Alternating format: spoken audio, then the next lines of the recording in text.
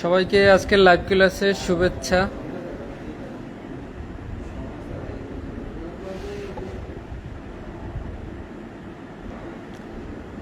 সবাই ক্লাসে জয়েন করেন।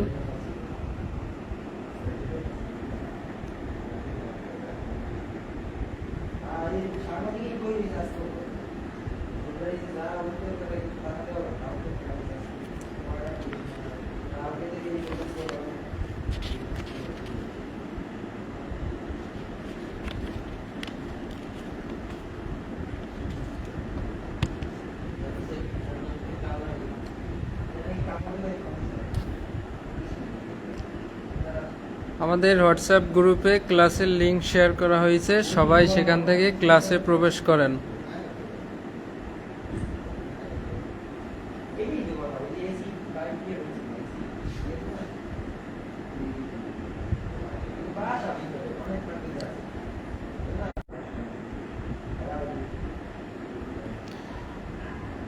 সবাই ক্লাসে প্রবেশ করেন এবং যারা যারা ক্লাসে প্রবেশ করবেন সবাই হাজিরা দেন।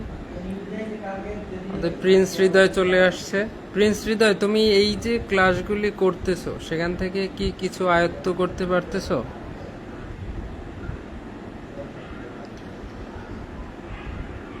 পিআরবি আপনাদের কেমন লাগতেছে? পিআরবি কি আপনারা শিখতে পারতেছেন? ধ্রুবরাজ দাদা, আপনি কি? আমাদের নেটওয়ার্কে একটু সমস্যা হচ্ছে।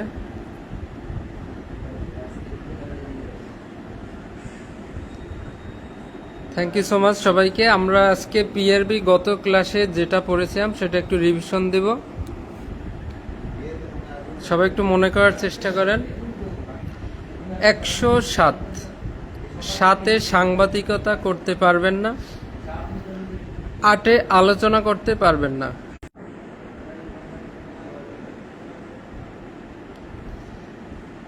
তাহলে 107 আমরা পুলিশ সদস্য সাংবাদিকতায় জড়াতে পারবে না।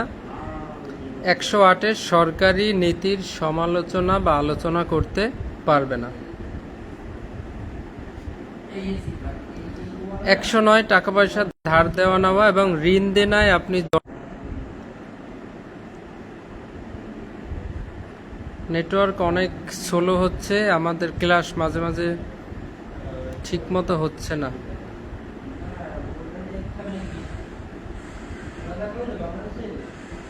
আপনারা কি রেডি পড়ার জন্য?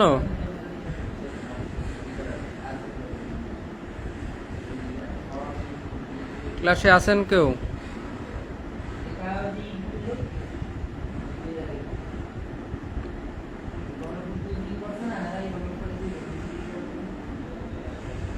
ক্লাস কি চলতেছে ঠিক আছে নাকি নেটওয়ার্কে ডিস্টার্ব করতেছে?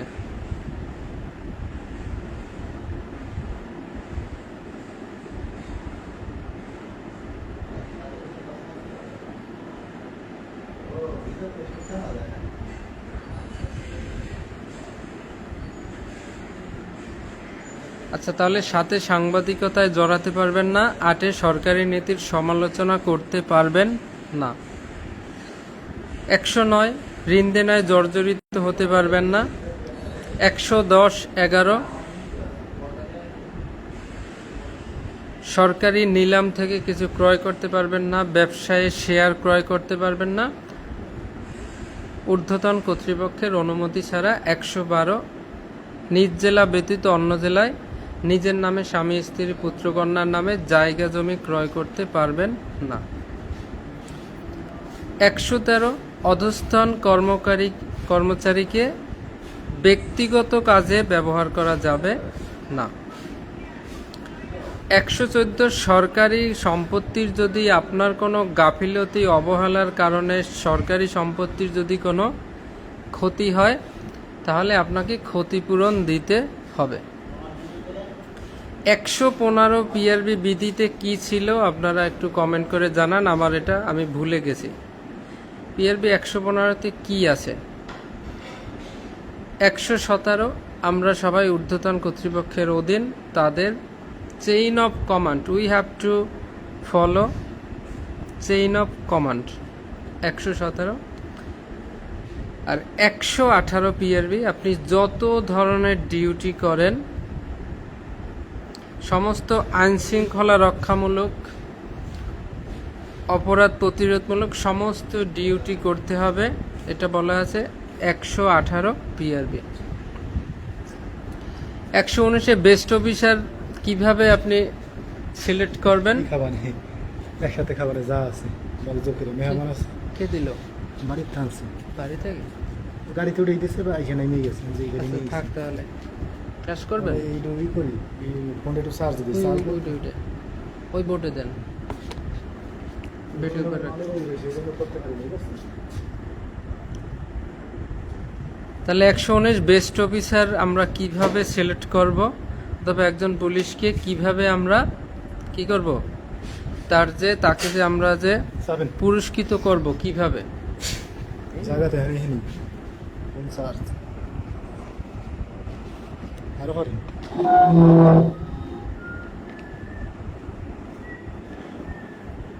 দেখা যাবে না।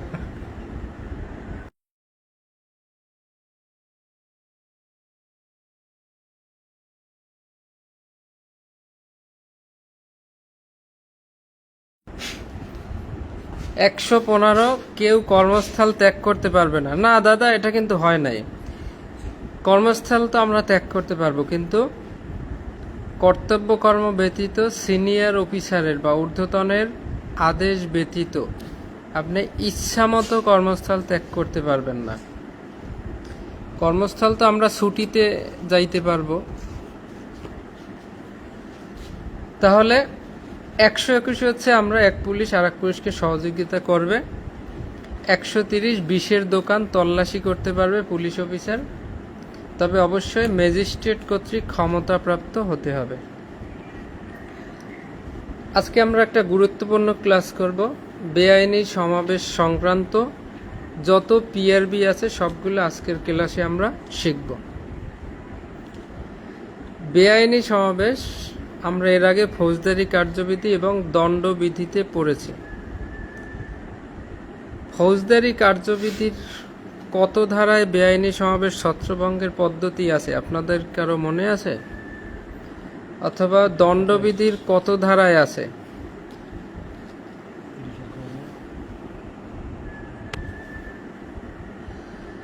সবাই আমরা একটু 131 ধারাটা দেখি, 131 পিআরবি বিধিটা দেখি। আপনাদের যাদের কাছে পিআরবি বই আছে সেটা খুলে দেখেন। সভা সমাবেশ মিছিল মিটিং শোভাযাত্রা নিয়ন্ত্রণে পুলিশের সাধারণ ক্ষমতা। আপনি আজ থেকে জেনে রাখেন, পুলিশ অফিসার কখনোই সভা সমাবেশ মিছিল মিটিং নিষিদ্ধ বা বন্ধ করতে পারে না। পুলিশের বন্ধ করার কোনো ক্ষমতা নাই। সে কি করতে পারে? নিয়ন্ত্রণ করতে পারে। আইন শৃঙ্খলা নিয়ন্ত্রণ করবে এবং রোড নিয়ন্ত্রণ করতে পারে, যে আপনারা এই রোডে এইভাবে এই কয়টায় এই মার্চ করতে পারবেন, মিছিল মিটিং করতে পারবেন, যেটা আমাদের পুলিশ আইনের 30 ধারায় আছে। তাহলে 131 নিয়ন্ত্রণের সাধারণ ক্ষমতা। এবার হচ্ছে 133 সমাবেশ। যদি কোথাও বেআইনি সমাবেশ হয় বা শোভাযাত্রা হয়, এটা হওয়ার বিষয়ে সংগঠিত হওয়ার পূর্বে ঊর্ধ্বতন অফিসারকে সেই খবর জানাইতে হবে। তাহলে যে সকল পরিকল্পিত সমাবেশ, অর্থাৎ আগে থেকেই কিন্তু আমাদের থানায় চিঠি দেওয়া হয় যে অমুক তারিখ আমরা একটা সমাবেশ করব, পার্টি থেকে চিঠি দেওয়া হয়, তখন থানার যে অফিসার ইনচার্জ আছে, ওসি স্যারে তার যে ঊর্ধ্বতন অফিসার আছে তাদেরকে অবগত করবে। 133 আপনার থানা এলাকায় যদি কোনো সমাবেশ বা শোভাযাত্রা হয়, এটা হওয়ার পূর্বে আপনার ঊর্ধ্বতন অফিসারকে জানাইতে হবে। তাহলে আমরা পিআরবি 120-এ কি পড়ছিলাম? যে কোনো ঘটনার সংবাদ ঊর্ধ্বতন অফিসারকে জানাতে হবে। 120 হচ্ছে যে কোনো সংবাদ, একটা খুন হতে পারে, ডাকাতি হতে পারে, কোনো একটা অপরাধ সংগঠিত হতে পারে বা অপরাধের ষড়যন্ত্র হতে পারে। 120 হচ্ছে যে কোনো সংবাদ ঊর্ধ্বতনকে জানাতে হবে। আর 133 হচ্ছে শুধুমাত্র সভা সমাবেশ, এইটা আপনার এই সংবাদটা ঊর্ধ্বতন অফিসারকে অবগত করতে হবে। তাহলে আমাদের যদি এমসিকিউ হয় যে সভা সমাবেশ সংক্রান্ত বিষয়ে ঊর্ধ্বতন অফিসারকে অবগত করার বিধান কোথায় বর্ণিত আছে, তখন আপনাকে দিতে হবে পিআরবি 133 বিধি।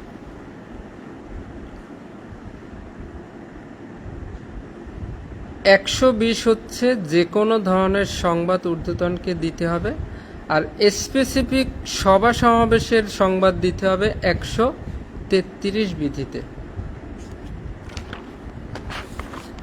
133। এবারে 134 সমাবেশ ও শোভাযাত্রা নিষিদ্ধকরণ।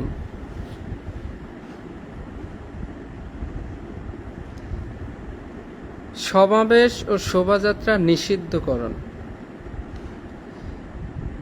আমরা কি জানলাম যে পুলিশ অফিসার সমাবেশ বা শোভাযাত্রা নিষিদ্ধ করতে পারে না। সে কি করতে পারে? শুধুমাত্র নিয়ন্ত্রণ করতে পারে। তাহলে আপনার থানা এলাকায়, আপনি থানার অফিসার ইনচার্জ, আপনার থানা এলাকায় একটা সভা সমাবেশ করতে চাচ্ছে। আপনি মনে করতেছেন এই সভা সমাবেশটা যদি করা হয় তাহলে অনেক ধরনের বড় দাঙ্গা হাঙ্গামা হতে পারে, সো এই সমাবেশটা করা যাবে না, এটা নিষিদ্ধ করতে হবে। তখন আপনি কি করবেন? আপনি তো পারবেন না, আপনি ম্যাজিস্ট্রেটের নিকট আবেদন করবেন 144 ধারা জারি করার জন্য। তাহলে 134-এ বলা হয়েছে যদি পুলিশ অফিসার মনে করে যে তার থানা এলাকায় কোনো সমাবেশ বা শোভাযাত্রা নিষিদ্ধ করা প্রয়োজন বা নিষিদ্ধ করা উচিত, তখন তিনি ম্যাজিস্ট্রেটের কাছে আবেদন করবে। ম্যাজিস্ট্রেট স্যার যেন 144 ধারা জারি করে এই সভা সমাবেশটা বন্ধ করে দেয়। ম্যাজিস্ট্রেটের কাছে আবেদন করবেন 144 ধারা জারি করার জন্য। তাহলে 134-এর সাথে 144, 134-এ 144 ধারা জারি করার কথা, অর্থাৎ 144 ধারা জারি করার জন্য আবেদন করতে হবে। শুধুমাত্র সভা সমাবেশ নিষিদ্ধ করার লক্ষ্যে ম্যাজিস্ট্রেটের কাছে আবেদন করতে হবে 144 ধারা জারি করার জন্য। এখন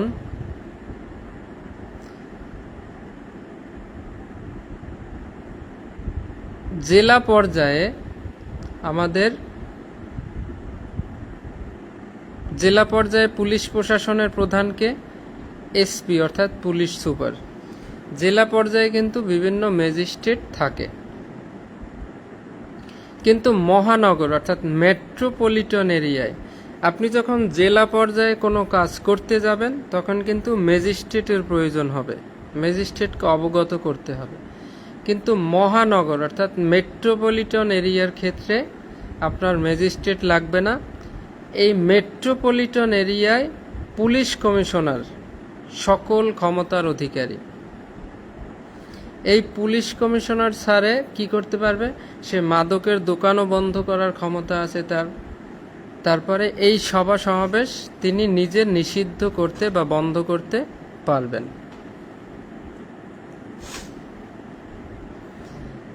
129 ফৌজদারি কার্যবিধিতে আমরা পড়ছিলাম কি? সামরিক শক্তির প্রয়োগ। সেখানে কিন্তু কি পেয়েছিলাম? জেলা ম্যাজিস্ট্রেট অথবা পুলিশ কমিশনার। এই দুইজনে কিন্তু যদি বেআইনি সমাবেশ যদি মুখের কথায় কাজ না হয়, তারপর ছত্রভঙ্গ করেও যদি কাজ না হয় বা গ্রেপ্তার করে কাজ না হয়, তখন অর্থাৎ বেসামরিক শক্তি প্রয়োগ করেও যদি কাজ না হয়, এরপরে কিন্তু সামরিক শক্তি দিয়ে প্রয়োগ করে বেআইনি সমাবেশ ছত্রভঙ্গ করতে পারবে। ফৌজদারি 129, সেখানে কিন্তু পুলিশ কমিশনার স্যার অথবা জেলা ম্যাজিস্ট্রেট স্যার কিন্তু এইটা প্রয়োগ করতে পারে। তাই জেলা পর্যায়ে যেহেতু আমাদের এসপি স্যার থাকে, তাই সেখানে ম্যাজিস্ট্রেট দরকার হয়, কিন্তু মহানগর এলাকায় একজন কমিশনার স্যার বর্তমানে সকল যারা আছে মেট্রোপলিটন এরিয়ায় যে কমিশনার দায়িত্বে, তারা ম্যাক্সিমাম সবাই হচ্ছে ডিআইজি, ফুল ডিআইজি র্যাঙ্কের। তাই তারা নিজেরাই এগুলা, তাদের ক্ষেত্রে আর ম্যাজিস্ট্রেটের প্রয়োজন হয় না। তাহলে 133 সভা সমাবেশের ক্ষেত্রে আপনার অবগত করতে হবে, ওসি স্যার তার ঊর্ধ্বতন অফিসারদেরকে অবগত করবে। আর 134 থানার অফিসার যদি মনে করে তার থানা এলাকায় যে শোভাযাত্রা বা সমাবেশটা হতে যাচ্ছে সেটা বন্ধ করা উচিত বা নিষিদ্ধ করা উচিত, তাহলে তিনি ম্যাজিস্ট্রেটের নিকট 144 ধারা জারি করার জন্য আবেদন করবেন।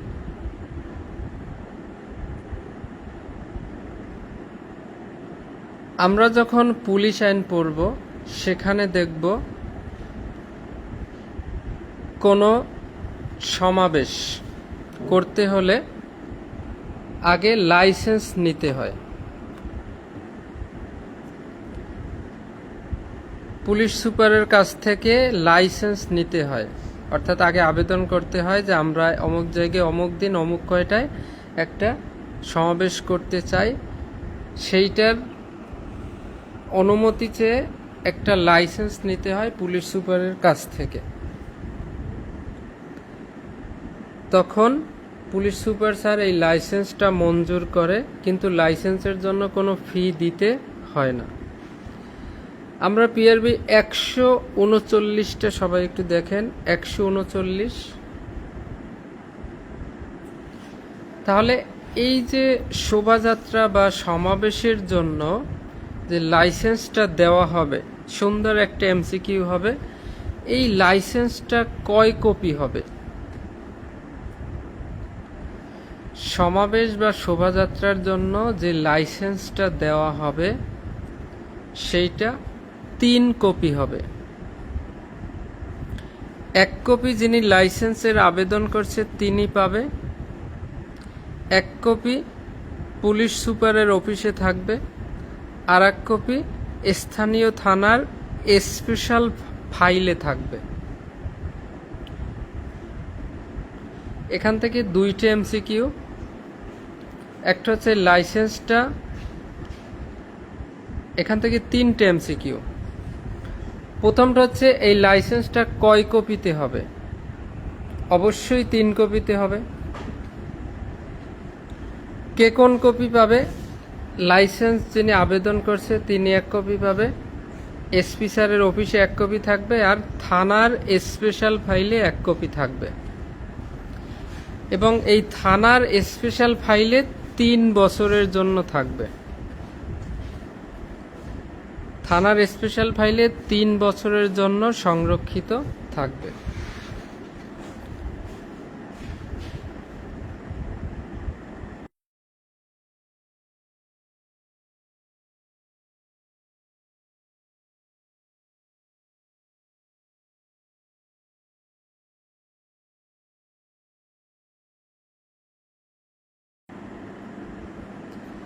তাহলে আমাদের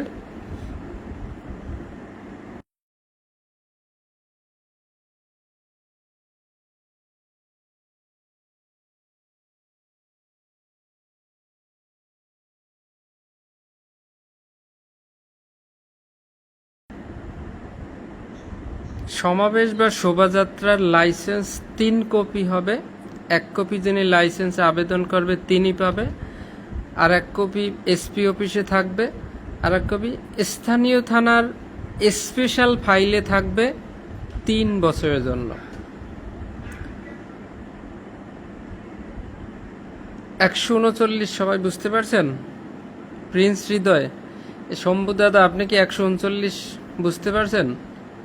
এই যে থানার স্পেশাল ফাইলে 3 বছরের জন্য থাকবে, এটা কিন্তু অনেকেই জানতেন না। এমসিকিউ দিলে শুয়ে পড়ার সম্ভাবনা ছিল, এখন আর আপনি ভুলে যাবেন না।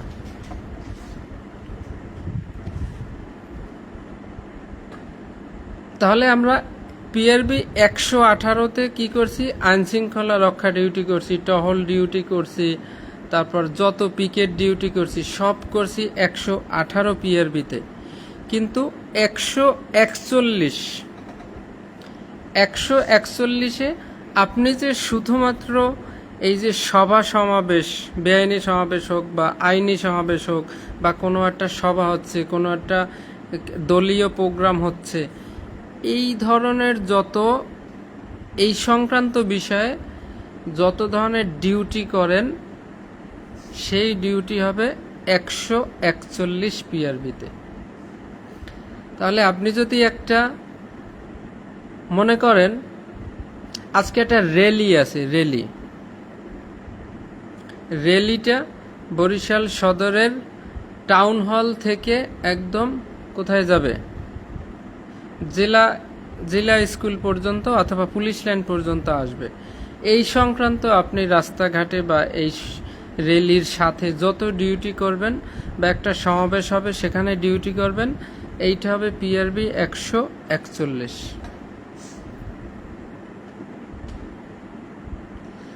141-এ বলা হয়েছে জনসাধারণের চলাচলের স্থানে কোনো সমাবেশ শোভাযাত্রা হইলে পুলিশের দায়িত্ব হচ্ছে সেখানের আইন শৃঙ্খলা রক্ষা করা।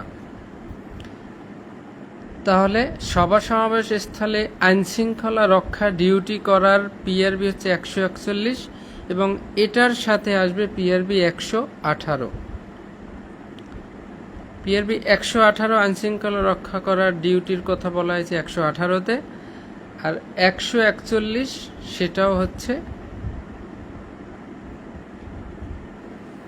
এখন 141 আপনার কি কাজে লাগবে সেটা আপনাকে বুঝতে হবে।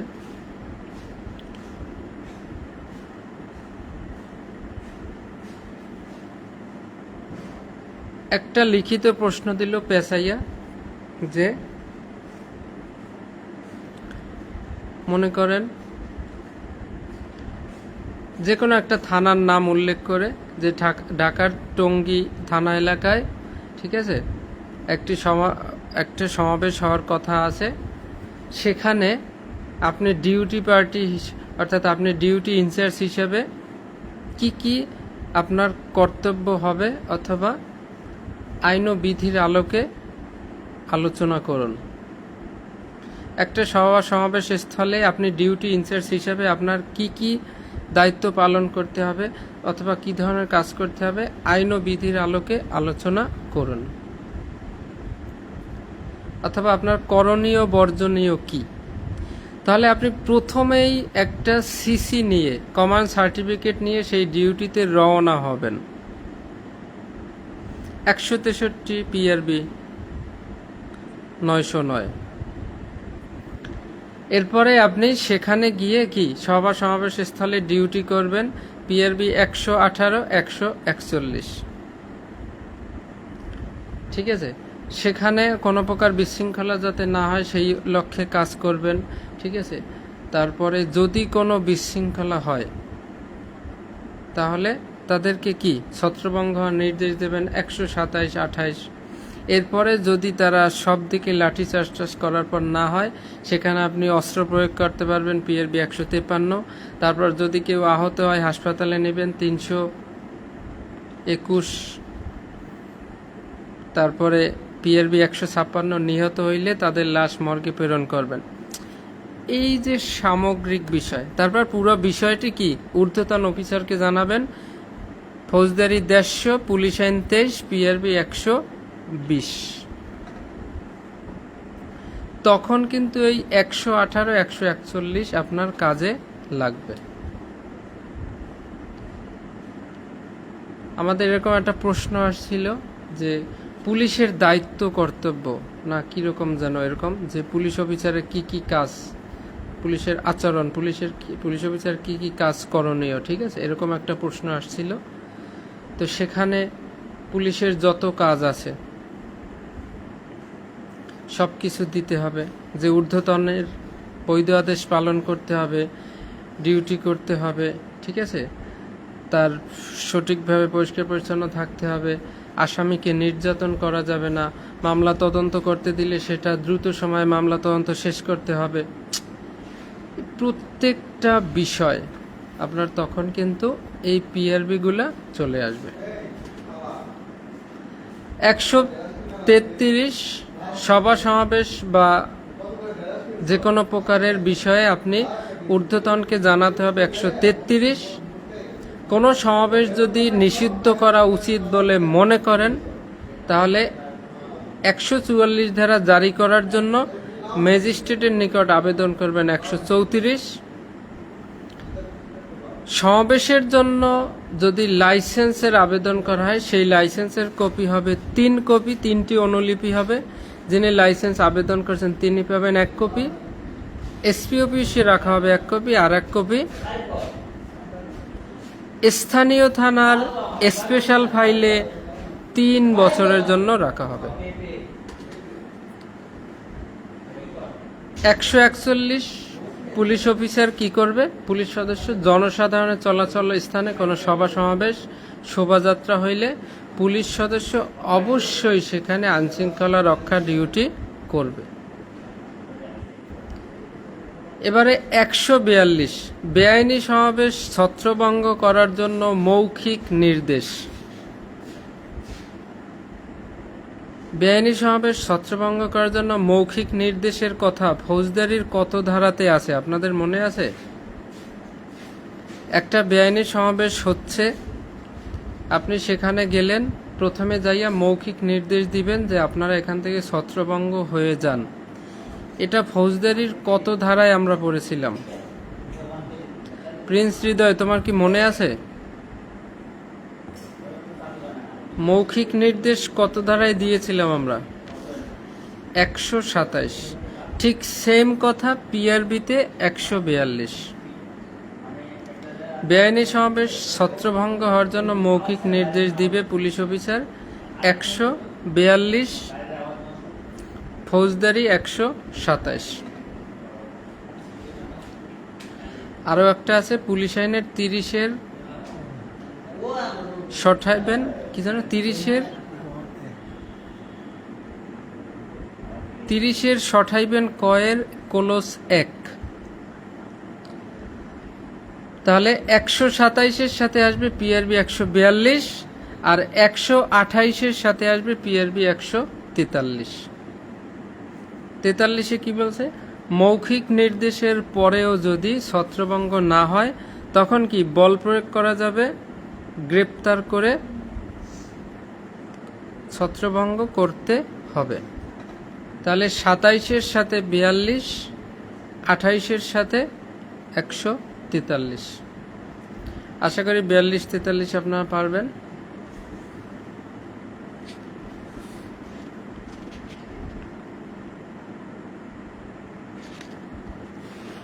আমরা 128 ধারার একটা এমসিকিউ নেই।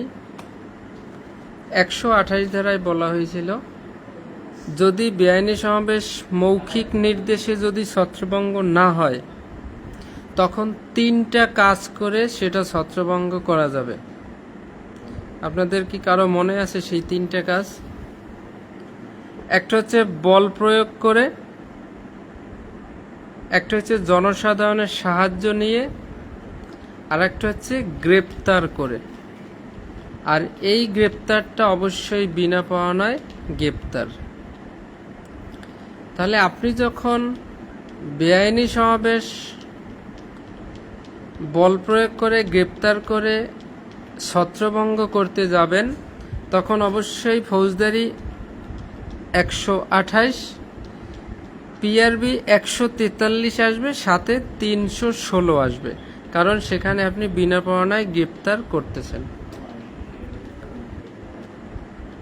তাহলে 142 মৌখিক নির্দেশ ফৌজদারি, 127 143 মৌখিক নির্দেশের পরেও কাজ না হলে বল প্রয়োগ করে ছত্রভঙ্গ, 128 143। আজকে একটা খুব সুন্দর একটা ধারা পিআরবি শিখব, যেটা আমরা যে কাজটা আমরা করি কিন্তু আমরা পিআরবিটা জানি না, সেটা 146-এ আমরা শিখব। তার আগে আমরা 44-45টা একটু দেখি।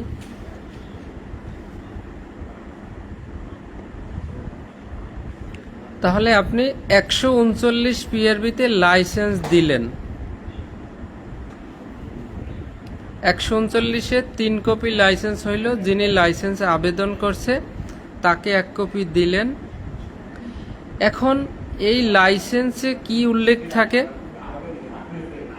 যে আপনি অমুক অমুক রাস্তা দিয়ে সভা সমাবেশ বা র্যালি করতে পারবেন, অথবা কোনো মাঠে যদি সমাবেশ হয় তাহলে আপনি এত সময় সমাবেশ করতে পারবেন, এই পরিমাণ উচ্ছৃঙ্খল হওয়া যাবে না, এটা করা যাবে না, ওটা করা যাবে না, এত টাইমের মধ্যে শেষ করতে হবে, এইটার লাইসেন্স উল্লেখ থাকে।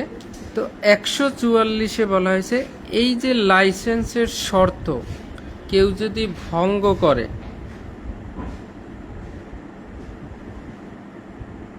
তাহলে কি করা যাবে? পেনাল কোড 145 ধারা অনুসারে তার বিরুদ্ধে ফৌজদারি কার্যক্রম গ্রহণ করা যাবে।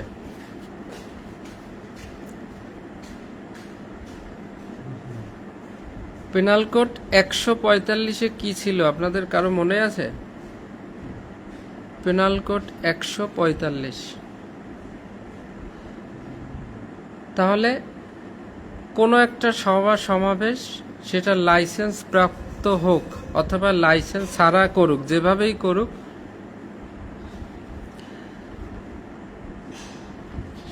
একটা হচ্ছে যারা লাইসেন্স নিয়েছে তারা যদি লাইসেন্সের শর্ত ভঙ্গ করে, আর একটা হচ্ছে লাইসেন্স নেয় নাই কিন্তু পুলিশ অফিসার যেভাবে বলছে সেই পুলিশের আদেশ যদি অমান্য করে তাহলে তাদের বিরুদ্ধে ফৌজদারি মামলা করা যাবে পেনাল কোডের 145 ধারা দিয়া। তাহলে 141 পেনাল কোডে ছিল বেআইনি সমাবেশ কাকে বলে, 142 ছিল বেআইনি সমাবেশের সদস্য হওয়া, 143 ছিল খালি হাতে বেআইনি সমাবেশের সদস্য হইলে শাস্তি, 144 ছিল মারাত্মক অস্ত্রে সজ্জিত অবস্থায় যদি বেআইনি সমাবেশ করে তাহলে শাস্তি, আর 145 হচ্ছে বেআইনি সমাবেশ ছত্রভঙ্গ হওয়ার নির্দেশ দেওয়ার পরেও সেখানে যদি কেউ খুঁটি গেড়ে অর্থাৎ খামি দিয়ে যদি দাঁড়িয়ে থাকে তাহলে তার শাস্তি। যে লোকটা জেনেছে যে এই বেআইনি সমাবেশটা ছত্রভঙ্গের অলরেডি নির্দেশ দেওয়া হয়েছে, তারপরেও যদি সে সেখানে অবস্থান করে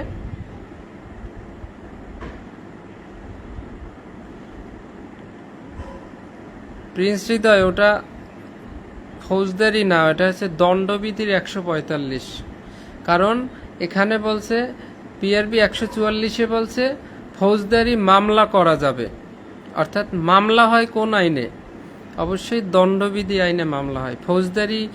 ফৌজদারি আইনে তো কোনো মামলা হয় না, অবশ্যই দণ্ডবিধি আইনে মামলা হয়। দণ্ডবিধির 145, অর্থাৎ বেআইনি সমাবেশ ছত্রভঙ্গ হওয়ার যে নির্দেশ দেওয়ার পরেও যদি সেখানে কেউ অবস্থান করে তখন তার 145 ধারা অনুযায়ী অপরাধ হয়। সেইটা এই পিআরবির 144 বিধিতে বলছে যদি কোনো সভা সমাবেশ লাইসেন্স নিয়ে করে অথবা লাইসেন্স না নিয়ে করুক, যদি তারা কোনো শর্ত ভঙ্গ করে অথবা পুলিশ অফিসার যেভাবে বলছে সেইটা যদি আদেশ অমান্য করে তখন তাদের বিরুদ্ধে পেনাল কোডের 145 ধারা অনুযায়ী তাদের বিরুদ্ধে মামলা করা যাবে। এই মামলাটা হবে অবশ্যই সরকারবাদী মামলা। তাহলে 144 আমরা পাইলাম। সভা সমাবেশের শর্ত অমান্য করলে ফৌজদারি মামলায় সোপর্দকরণ করা যাবে। এটা পিআরবি কত বিধিতে বর্ণিত আছে, তখন আপনার 144 বিধি দিয়ে আসতে হবে। একটা ধারা যখন আপনি পড়বেন তখন নিজে নিজে কয়েক ধরনের প্রশ্ন তৈরি করবেন। যেমন 139 বিধি থেকে আপনি নিজে নিজে প্রশ্ন করবেন যে এইটা সভা সমাবেশের লাইসেন্সের কয় কপি হয়, নিজেকে নিজে প্রশ্ন করবেন। 3 কপি। এই 3 কপি কে কে পাবে? রোমান সংখ্যায় দিতে পারে। সভা সমাবেশের লাইসেন্সের অনুলিপি কোথায় কোথায় রাখা হবে বা কে কে পাবে? রোমান সংখ্যা 1 লাইসেন্স গ্রহীতা 1 কপি, রোমান সংখ্যা 2 পুলিশ অফিসে 1 কপি, রোমান সংখ্যা 3 স্থানীয় থানায় 1 কপি, আর শেষে হচ্ছে উপরের সব কয়টি। এইভাবে আপনি নিজে নিজে এমসিকিউ প্রশ্ন করবেন। তাহলে সভা সমাবেশের অনুলিপি থানার ফাইলে কত বছরের জন্য সংরক্ষণ করা হবে? 3 বছরের জন্য। পিআরবি 139। তাহলে 144 আপনি প্রশ্ন করবেন যে ফৌজদারি মামলায় সোপর্দ করা যায় কত বিধিতে? 144-এ। এইটা দণ্ডবিধির কত ধারায় মামলা হবে? এরকম প্রশ্ন করবেন। পেনাল কোডের 145-এ মামলা হবে। একটা এমসিকিউ করলো, সভা সমাবেশের লাইসেন্সের শর্ত ভঙ্গ করলে দণ্ডবিধির কত ধারা অনুযায়ী তাদের বিরুদ্ধে ব্যবস্থা গ্রহণ করা যাবে? তখন কিন্তু 145 ধারা অনুযায়ী ব্যবস্থা গ্রহণ করা যাবে। এবারে 145, মনে করেন আপনি থানার অফিসার ইনচার্জ।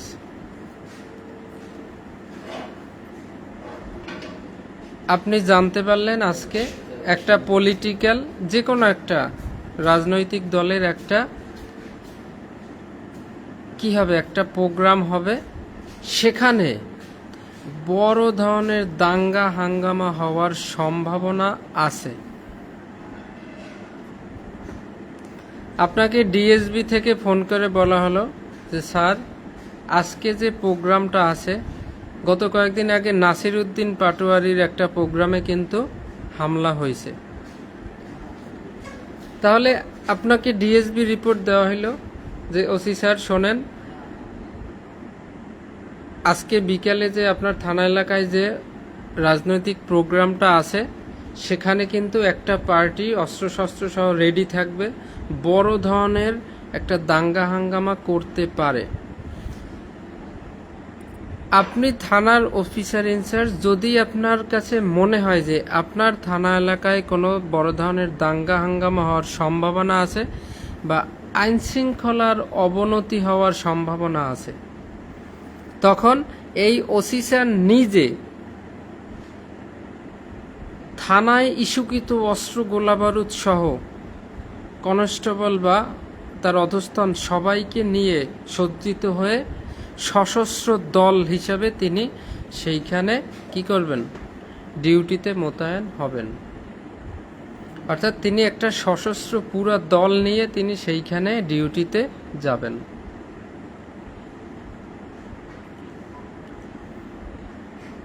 আমরা আগে 145 পিআরবি পড়তাম যে আসামি গ্রেপ্তার করতে গেলে সশস্ত্র দল নিয়োগ, চারপাশে ঘেরাও করে রাখতে হবে, পিআরবি 145। কিন্তু আসলে ওটা 145 পিআরবি গ্রেপ্তারের ক্ষেত্রে নয়, শুধুমাত্র গ্রেপ্তারের ক্ষেত্রে নয়। এটা হচ্ছে আপনার থানা এলাকায় যদি বড় ধরনের দাঙ্গা হাঙ্গামা, কোনো আইন শৃঙ্খলার অবনতি হওয়ার সম্ভাবনা থাকে যে কোনো বিষয়ে, তখন থানার অফিসার ইনচার্জ তার যে অফিসার ফোর্স আছে সবাইকে সহ অস্ত্রগুলি সহ পুরো একটা সশস্ত্র টিম সেইখানে ডিউটিতে গিয়ে মোতায়েন হবেন। 145 বিধি। আর আজকের ক্লাসের সর্বশেষ পিআরবি যেটা 146, আপনারা অনেকেই জানতেন না। এই যে আপনারা বিভিন্ন এক ইউনিট থেকে অন্য ইউনিটে ডিউটি যান, হঠাৎ ভোলায় একটা গ্যাঞ্জাম হয়েছে, আপনি যে ভোলায় চলে যাচ্ছেন, হঠাৎ ফরিদপুরে আপনি চলে যাচ্ছেন, হঠাৎ পিরোজপুরে যাচ্ছেন, হঠাৎ আপনি অমুক জায়গায় যাচ্ছেন, বরগুনা যাচ্ছেন, পটুয়াখালী যাচ্ছেন, এই বড় ধরনের প্রোগ্রাম হবে, সেখানে এপিবিএন এর লোক আনা হবে, আরআরএফ থেকে নেওয়া হবে, র্যাব থেকে নেওয়া হবে। এই যে লোকগুলো যায়, এইটা হচ্ছে পিআরবি 146 বিধি। আজকে থেকে জেনে রাখেন। বিশেষ সশস্ত্র বাহিনী নিয়োগ, অর্থাৎ যদি দেখা যায় যে এই থানার ফোর্সেরা যদি তাদের থানা এলাকায় কোনো একটা গ্যাঞ্জাম যদি নিজেরা শান্তি শৃঙ্খলা পুনরুদ্ধার না অর্থাৎ করতে যদি অসমর্থ হয়, মানে তারা থানার পার্টিরা পারতেছে না, তখন কি করবে? বিশেষ বাহিনী, সশস্ত্র বাহিনী নিয়োগ করা দরকার। তখন যে জেলার এসপি স্যার আছে, তিনি জেলা ম্যাজিস্ট্রেটের সাথে পরামর্শ করে এই বিশেষ সশস্ত্র বাহিনীকে ডাকবেন বা নিয়োগ করবেন। তাহলে যারা এপিবিএনে আছেন, আপনারা বিশেষ কোথাও ঝামেলা হইলে আপনারা চলে যান। যারা আরআরএফে আছেন, যে কোনো জায়গায় সমস্যা হলে চলে যান।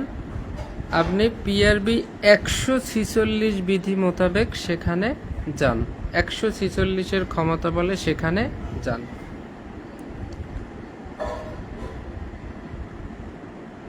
তাহলে 146 পিআরবি অনেক সহজ আপনার কাছে মনে হয়, কিন্তু আপনাকে এমসিকিউ দিলে আপনি পারবেন না। 146 থেকে একটা এমসিকিউ আমি দেই, আপনারা পারলে অ্যান্সার করেন। বিশেষ সশস্ত্র বাহিনী নিয়োগের জন্য জেলার পুলিশ সুপার কার সাথে পরামর্শ করবেন? বিশেষ সশস্ত্র বাহিনী অর্থাৎ আইন শৃঙ্খলা রক্ষার উদ্দেশ্যে বিশেষ সশস্ত্র বাহিনী নিয়োগের জন্য জেলা পুলিশ সুপার কার সাথে পরামর্শ করবেন?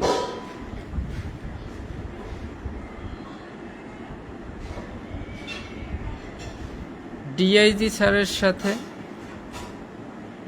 আইজিপি স্যারের সাথে, জেলা ম্যাজিস্ট্রেটের সাথে, আর হচ্ছে আপনার সাদিয়ার শ্বশুরের সাথে।